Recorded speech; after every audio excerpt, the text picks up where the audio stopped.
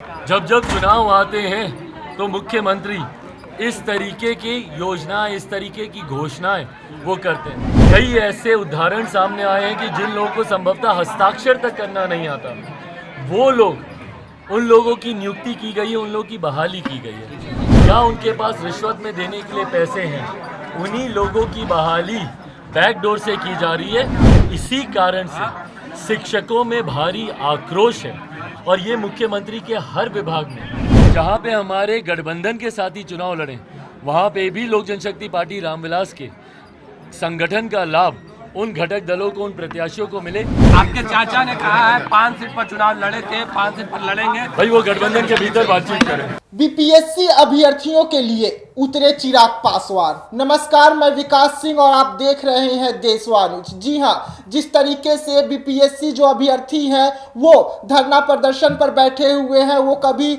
RJD का दफ्तर का घेराव कर रहे हैं, तो कभी जेडीयू का घेराव कर रहे हैं, तो कभी बीपीएससी दफ्तर पहुंच जा रहे हैं। लेकिन पुलिस प्रशासन बीपीएससी दफ्तर पहुंचते ही उन अभ्यर्थियों को खदेड़ देती है, जिसके बाद अब चिराग पासवान उनके समर्थन में उतरे हुए हैं। चिराग पासवान ने खुलकर कह दिया कि जिस तरीके से नीतीश कुमार ने कहा था कि हम बम्पर बहाली निकाले हैं, तो वो कैसी बहाली निकाले आज पूरा देश देख रहा है। जहां एक तरफ बीपीएससी के जो अभ्यर्थी हैं, जिन्होंने मेहनत करके पढ़ाई किया और एग्जाम में पास हुए, उन्हें तो नौकरी मिल ही नहीं रहा है, बल्कि बैकडोर से जिन्हें साइन तक करने नहीं आता उन्हें नौकरी दी जा रही है। अगर उन अभ्यर्थियों को पकड़ लिया जाए जो बैकडोर से इन हो रहे हैं और उन्हें आप साइन करने के लिए कह देंगे तो दस्तखत तक नहीं कर पाएंगे। ऐसे में क्या कुछ कह रहे हैं चिराग पासवान बीपीएससी अभ्यर्थियों के सपोर्ट में, हम पहले आपको सुनवाते हैं।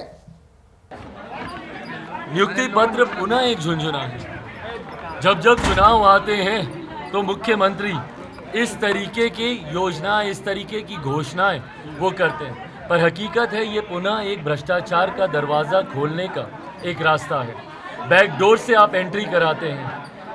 कई ऐसे उदाहरण सामने आए हैं कि जिन लोगों को संभवतः हस्ताक्षर तक करना नहीं आता, वो लोग, उन लोगों की नियुक्ति की गई है, उन लोगों की बहाली की गई है। जिन लोगों के पास पैरवी है, मंत्रियों तक पहुंच है, या उनके पास रिश्वत में देने के लिए पैसे हैं, उन्हीं लोगों की बहाली बैकडोर से की जा रही है।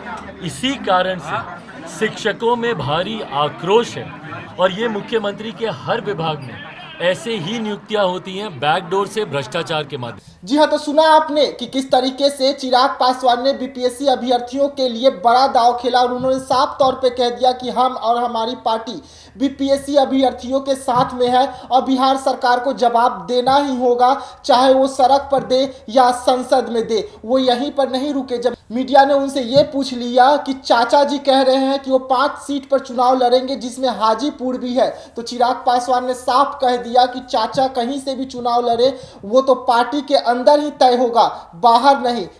भाई पूरी तरीके से, और लोक जनशक्ति पार्टी रामविलास 40 सीटों पर हम लोग अपना संगठन मजबूत कर रहे हैं। मेरी पार्टी, हमारे प्रदेश अध्यक्ष आदरणीय राजू तिवारी जी के नेतृत्व में पार्टी के हर एक प्रकोष्ठ के प्रदेश अध्यक्ष बिहार फर्स्ट, बिहारी फर्स्ट संकल्प यात्रा पर निकले हुए हैं। ये हर लोकसभा को मजबूत करने की दृष्टि से संगठन को तैयार करने के लिए इस यात्रा को निकाला गया है और मैं मानता हूं कि हर वो लोकसभा जहां से लोक जनशक्ति पार्टी रामविलास चुनाव लड़ेगी, वहां पर तो हमारा संगठन मजबूत हो ही, पर साथ ही में जहां पे हमारे गठबंधन के साथी चुनाव लड़ें, वहां पे भी लोक जनशक्ति पार्टी रामविलास के संगठन का लाभ उन घटक दलों को, उन प्रत्याशियों को मिले।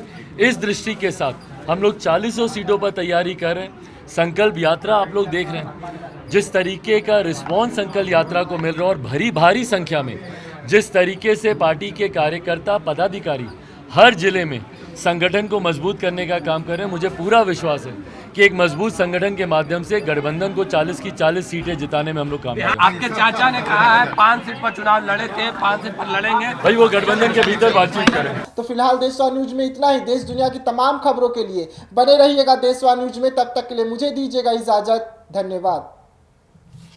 सही था ना भैया?